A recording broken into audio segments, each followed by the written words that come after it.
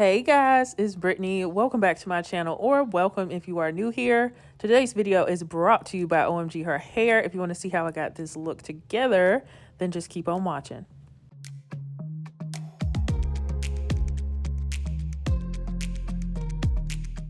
So we're going to get into some unboxing of this wig. So I'm going to read the specs for you guys. This is their Auburn Curly Edges Fitted Glueless 13x6 HD Lace Wig. So I have this in 20 inches. It's 180% density. The color, of course, is Auburn. I have a medium-sized cap. The medium-sized cap fit very well. The curl pattern is 4A, 4B with the curly edges. This is the first time I am trying a curly edges wig that has color.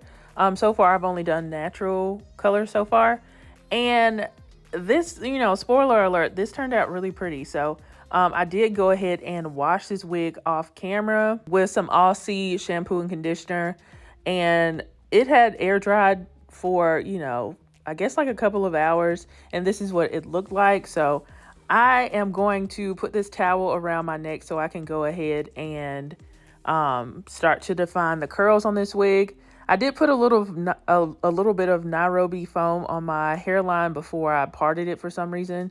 And then I tweezed the hairline a little bit because to me, the front part of the hairline was a little bit too straight, and I wanted to kind of lighten that up by tweezing it. So I tweezed up the hairline, but I kept the size of the wig the same. And I went ahead and cut the lace. So I went ahead and continued to tweeze the front of the hairline so it would look more natural. And then I took my bobby pins and secured the side of the wig because I am going to be wearing this completely glueless. And look at that hairline. Look at that lace. Like, I made sure to film this portion of the video in natural lighting in front of my window, so I would see what the lace was going to look like outside. And I'm going to be installing this wig glueless, as I told you guys, and so I'm using that Nairobi foam to be like my adhesive. It's not going to be an adhesive, it's still going to be glueless, but that's going to help with making this lay more flat. So I put on my melt band, and now I'm going to start to define the curls. I'm going to use the Shea Moisture Frizz-Free Curl Mousse and my Felicia Leatherwood brush. And this process is going to take a while because this is a very full wig. Absolutely beautiful, but this is a lot of hair, so make sure you have enough foam and product and stuff on hand.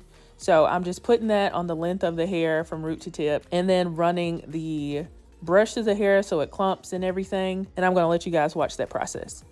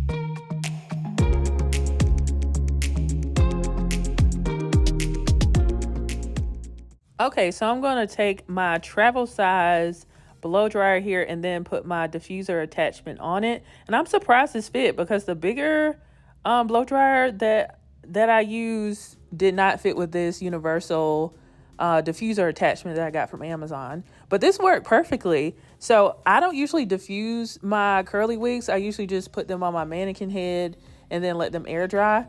But I see 𝐂𝐿 she diffuses a lot of her wigs and they just look so soft. So I wanted to go ahead and do that with mine as well. And I got really good results. So shout out to 𝐂𝐿. So it did take a long time, like maybe 30 minutes in total, but I did get good results. So I diffused it for about maybe like 10 to 15 minutes. And then I did my makeup off camera. And then I went back to diffusing the hair because it was still probably like, it was only like 85% dry. But diffusing the hair does give it a really soft look, and while still being 100%, you know, 100% dry. So this turned out so beautiful. And I did not tint the lace on this wig at all. I didn't tint the lace on this wig. This hairline and the way that they have the lace is very impressive. I feel like this was really impressive because even without using any adhesive, this looks amazing. So they have a upgraded super fitted glueless wig cap. Absolutely true, because I didn't use anything. I didn't use any adhesive except for the foam, and that's not even an adhesive. They have real invisible HD lace, which I can attest to because I didn't even have to tint it. It has a clean bleach hairline, has a 13x6 deep parting space, and it has an adjustable strap with an elastic band. So it's going to be a lot easier to wear glueless. But get into this sunlight test, y'all. This was in front of a window, looked really good. And I have no adhesive except that foam. Well, I did tweeze the hairline, but I didn't do anything to the lace as far as like tinting it, and it looks so good. And then when I actually went outside, it looked really good too. Very impressed with this lace. You're still going to see a bit of it because, of course, lace will never be skin. But I've had some human hair wigs and synthetic wigs lately, and the lace looks terrible outside.